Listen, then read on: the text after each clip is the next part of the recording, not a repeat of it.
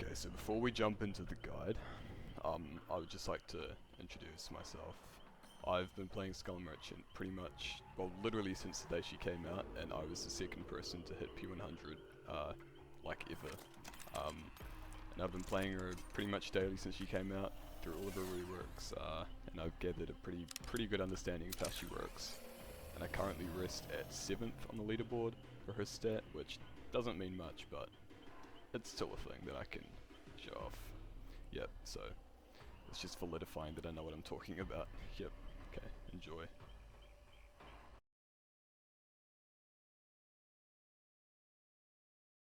Now I'm going to show you a very basic way you can counter for drones in chase. So you want to crouch as the beam passes over you, and it's not always easy, especially if you're at pellets that are a lot shorter than this one, or pellets that have a higher LOS and crouching. You might be victim to a mind game or losing distance or something like that, but usually you can pull it off. So I'll give you a demonstration now.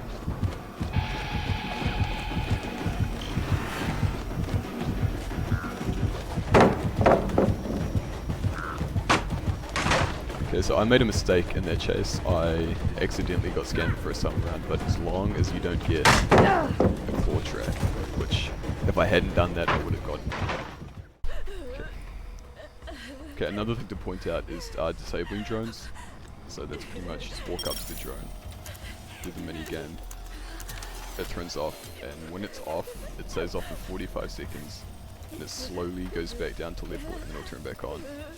So you just got to remember that when a drone is off, but it's near where it usually is, it's about to turn back on. I'm going to show you how you can identify whether a drone is able to scan you or not, and the two different modes. So this is stealth mode. The drone will just have these two little lights that you can see right on the center. So this mode is good for getting tags around corners and sneaky drone placements and whatnot. This is like dangerous. So you need to be able to identify where the drone is based on the outer ring and the floor around you.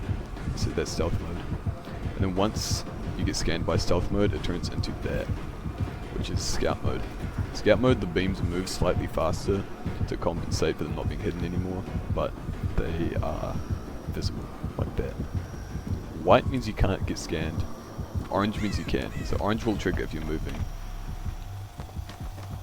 and then if you stop moving, you can't get scanned. Or if you crouch walk, you can't get scanned. So that's how you identify whether a drone is in scout or stealth and what to look out for. Okay, so another important thing to bring up about drones is that when you get scanned, there's a 3-second immunity duration. So that's pretty much, you get scanned, and then regardless of whether you stay moving or not, the beams will go white, which means you can't get scanned again. So I can walk through them.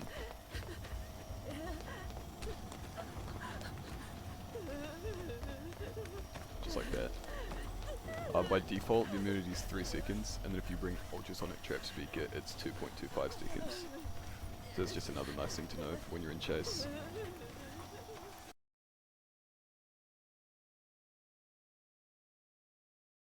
Okay, so this is like a tiny little video to make you understand how Skull Merchant drones work, because I am really bored of people posting clips of them being scanned. Oh, across the map, wow wow, boohoo. When it's so fucking easily avoided. So, step 1, look at the ground. There is a giant fucking ring with dots all over the floor. When you enter this range, there is a drone somewhere in the middle, right? She's over there. You can crouch the entire time if you want to be an idiot, but if you don't want to be an idiot and you actually want to learn instead of complaining all the fucking time, you can realize that she is always scanning you, right? So, where the beams will always come out are the little lights. It is always scanning you. You just can't see where it's scanning. So if I then walk over the yellow, it turns on. It's like this one here. I can literally freely run, and then I crouch, and then I can run around again, and I crouch, and I run around again. Like, people saying like, oh, you need like insane reaction times to dodge the scan lines. The scan lines are always there. You just can't see them. Is it stupid? Yeah, probably. But it's not hard. Another like minor thing, but like, when you're like winners and stuff like this, you can like if you hold sprint the entire time, you'll trigger the thing. But but if you shift tag the window, you won't turn it on. That's just something you should be doing anyway, so you don't like bloodlust anything.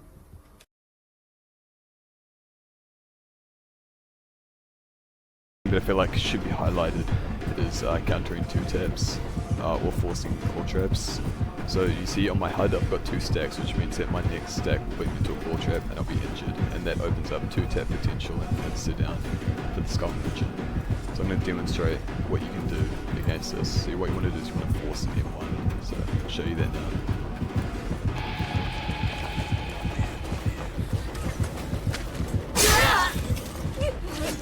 By doing that, you get rid of the potential of going down instantly. You can get distance to somebody else. Okay, I'm just going to continue on with how you force M1s. Okay. So one thing I'd like to put out is you only want to force M1s when you've got 2 stacks, which is, it'll look like you'll have 1 triangle here and then 1 here. When your HUD around your survivor's portrait, just pretend that's your survivor, has 2 of these little yellow triangles, that means that you're at 2 stacks, and your next stack will put you into the injured state or give you a claw trap. So forcing M1s is, okay, let's say you're at a drone, or you know that you're going somewhere where there's a drone. What you want to do is when you get to the drone, just stop moving, just crouch, stand still, do whatever, just completely stop moving, wait for her to hit you, and then use the speed boost to go somewhere else, whether it be another tile where there's no drone, or to the pallet at that tile, or a window, or whatever. Whatever it is, you just need to force the M1, take the hit, and use the speed boost, and it also removes the potential of a 2 tap, which is quite hard, but it is an opportunity that can happen if you aren't careful. So forcing M1s, there's almost no downsides to it, except for rapid brutality. But yeah, so forcing M1s is a good way to not go down instantly and use a speed boost. Yep. You can also use a speed boost, let's say you're exposed, right? And exposed is like the little skull. That means that you can go down in 1 hit. What you can do here is if there's a drone, you can feel completely safe to loop in a drone as long as you're healthy. You can tank all of the stacks and then get a claw trap, and then you can use the speed boost to get away, because it's not any different losing a health state because you're exposed anyway. So yeah, you can use the speed boost. Or let's say you're running into the exit gate and there's a drone along the way, and you can tank the speed boost and get to the gate, like that sort of thing. Like, you can use her power against her if you're smart, and it's okay to do so. Yep. So it's just that.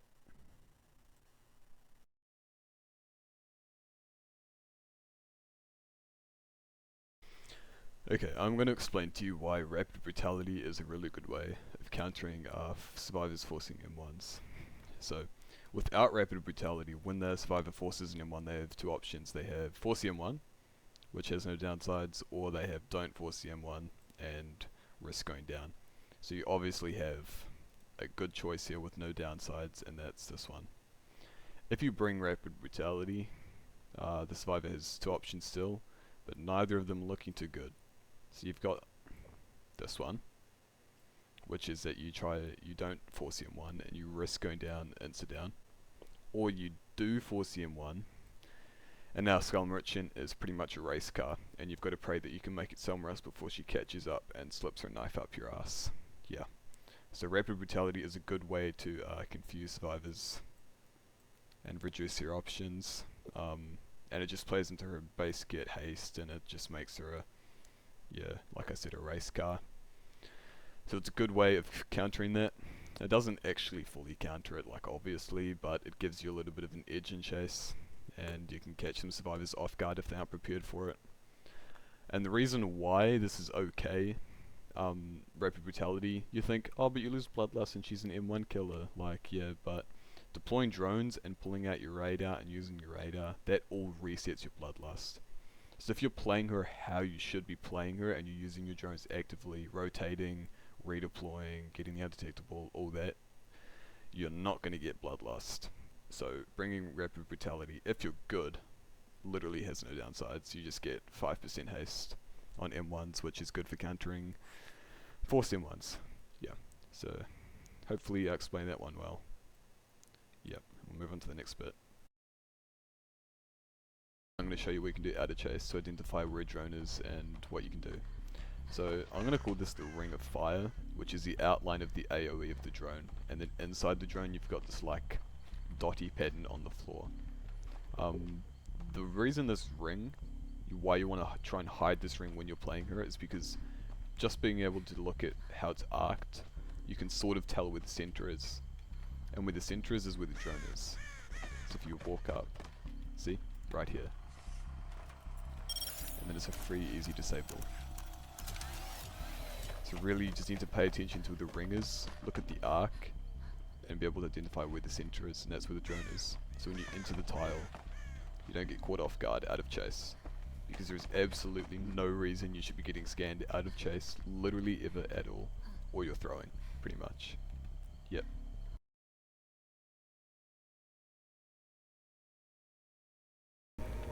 So usually when you put a drone down on a flat surface or at a level surface, it emits this big AoE. So you see the dotty floor pattern and then the ring of fire surrounding the outside. So this makes it very easy to identify where your drone is and where the center is based on the arc. Or you can't manipulate this usually, but you can if there's an elevated surface like this. So by placing it on a staircase, it doesn't emit the AoE on the floor or the ring of fire. It's just nothing. But that's because it goes up here instead. Okay, so I'll just briefly explain how the elevation works when getting rid of the AoE.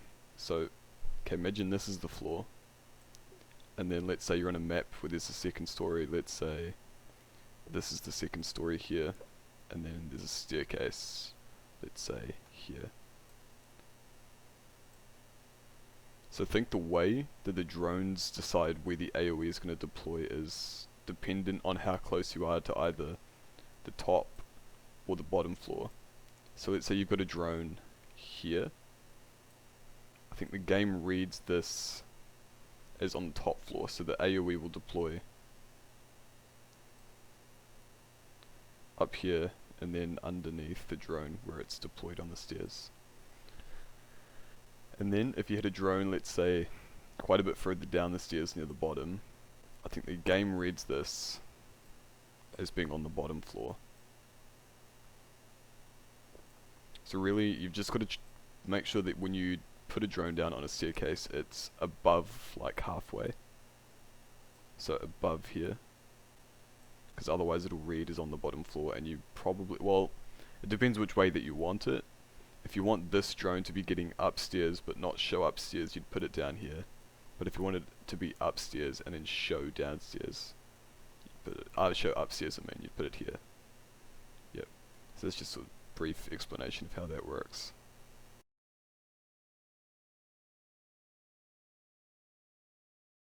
Okay, now that I've described to you how you can manipulate the ring of fire through elevation, I'm going to show you what you can do just regularly to try and hide the ring as much as you can. So when you're deploying a drone, usually you don't think about it, but if you can help it, usually putting a drone so that the ring lines up with the outer of the tile. See, like here, it makes it difficult to see the drone before you get to the tile. If I was to put it more here,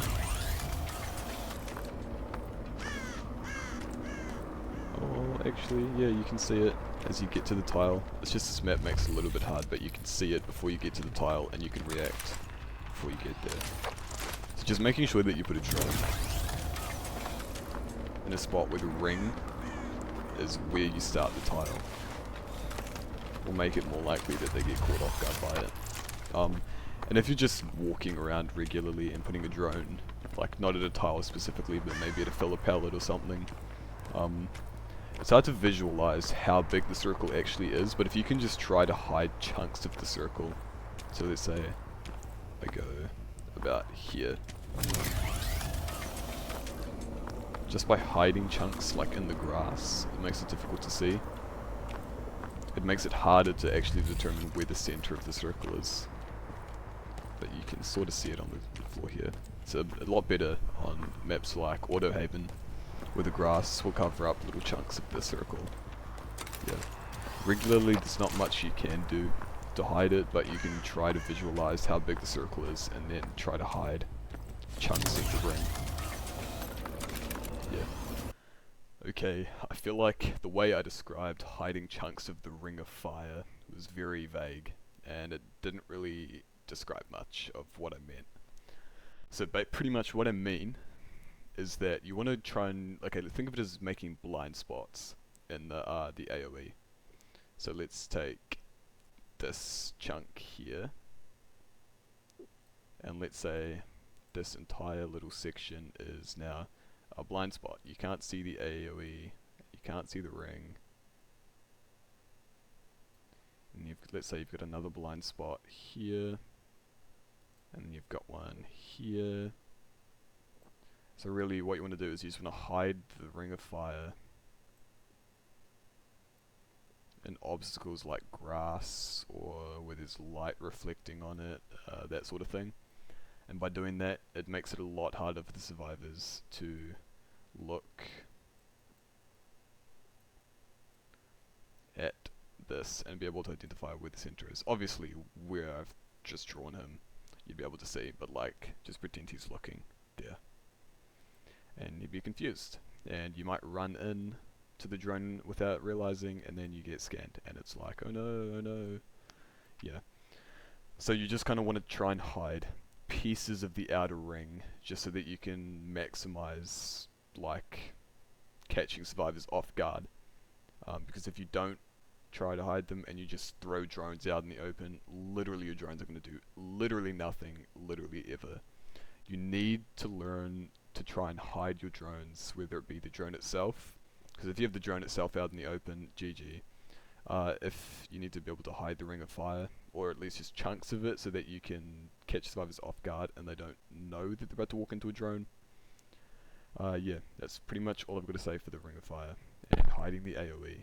But you should definitely try to be doing this if you can, because it will make your life a lot easier and the survivors a lot harder. Yeah.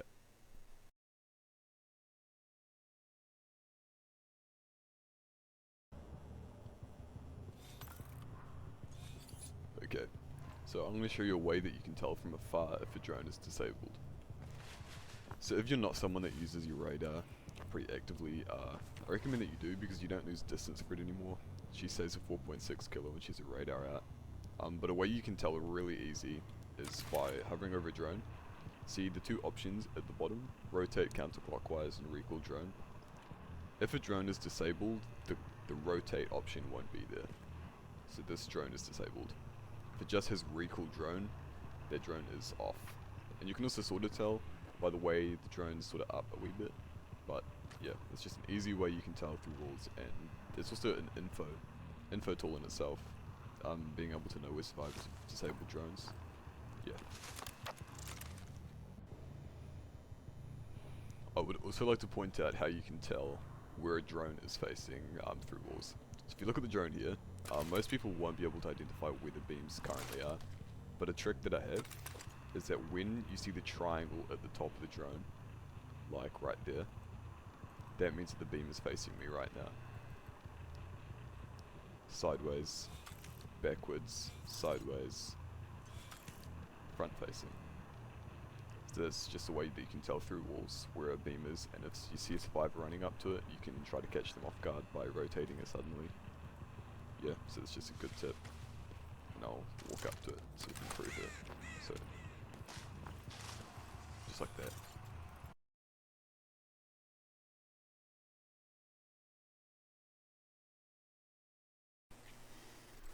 Okay, now that most of it's been said, we're going to look at what the problems are in our kit. And get ready, because there's quite a few.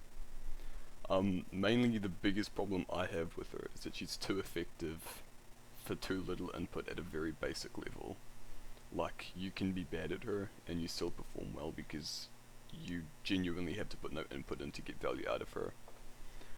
So the first problem that I find is with these four here, and that's it. It's too easy for too little input to go from M2, deploy, get the stacks, and then an injury. So I think that's too easy. So that's the first problem that I have. And I think a solution to this is making it so that drones require more input to get value out of. I'm not sure how you do that exactly, but that's definitely a change that I'd like to see. But at the same time, okay, let's say you've got a team of bad survivors, and then you've got a team of really good survivors. Skull Merchant, at this level, she's way too easy, way too efficient, way too effective. She's too good, and she's way too hard to play against at a like low level. But then once you get up to here, completely different. She's still easy, but she's not effective at all. She doesn't have the power in her kit to deal with really good survivors, and it makes it really difficult. So it's kind of this weird like difference in how she needs to be balanced. She needs to accommodate for that she's too easy and too effective at a low level, and then you need to accommodate that she's very hard to get value out of at a higher level. So it's kind of, you need to balance these two out somehow. You need to give her a way to deal with better players, but also make her more skill inclined, so that she's not just, you know, drop drone, get stacks, get injury, right? So I think they need to figure out something there. That's, I think, the glaring problem that I have. I also think my next big problem is the haste. This is just, it's just outdated for her kit. It's awful. It's just completely unnecessary. She doesn't need it. It just makes her that much more annoying in chase, and your teammates can literally kill you.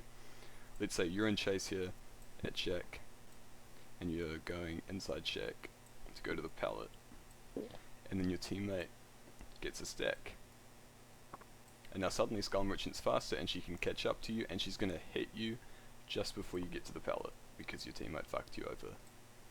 So that's also another thing that I don't like, is that your teammates out of chase can literally kill you.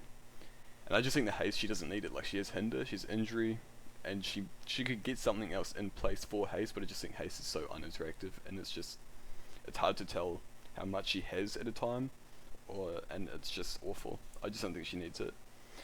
So that's one thing that I would like to see completely scrapped altogether, is the haste. Yep.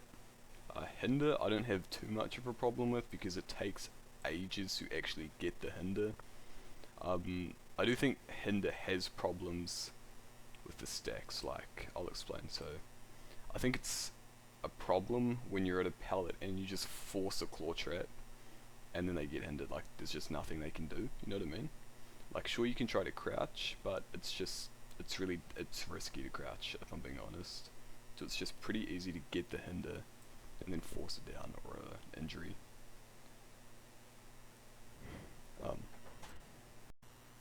Okay, so I've just split this into two bits because I was recording and then I accidentally stopped.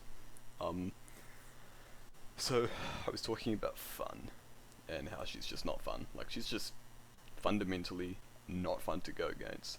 She has counterplay, you can do shit, but it's just not fun to do so. So they need to, I don't know if they rework her or what they do with that, but they need to give her something that makes it interesting and interactive to go against. Because at the moment it's not, and it's just not fun. And you know what? It's not a good state for her to be in after her whole pre-rework 3gen thing. So I'd like to see her power be fun for both sides. Disabling I'm fine with. I just mentioned that I think stereo remote mic should be base kit, which reduces the disabled from 45 seconds to 38.25 seconds.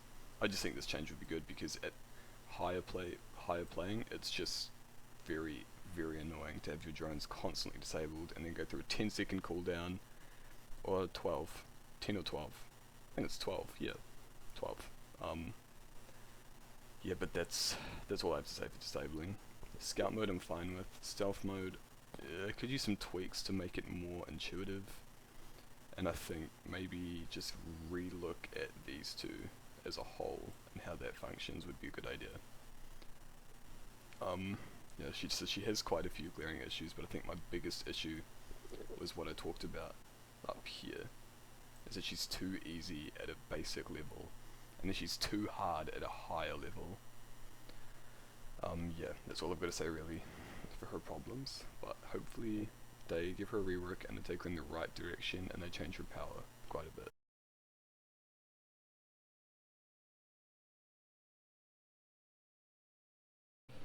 Okay, so that is pretty much all I have to say at the moment for Counterplay. Yeah, hopefully you learned something, and hopefully you understand that you can play against Skull Merchant. And I know it's not fun, and I'm not saying it's fun, but I'm just saying that Counterplay is present and you can do it, and she's not broken or OP or whatever. Like, if you know what you're doing, and assuming your team is like at least somewhat smart, she's not very good, and it's pretty easy to beat her. Yeah, so hopefully you got something out of this, and I will probably make another part of this surrounding how to actually play Skull Merchant herself. But yeah, so hopefully that's good, and yep, bye.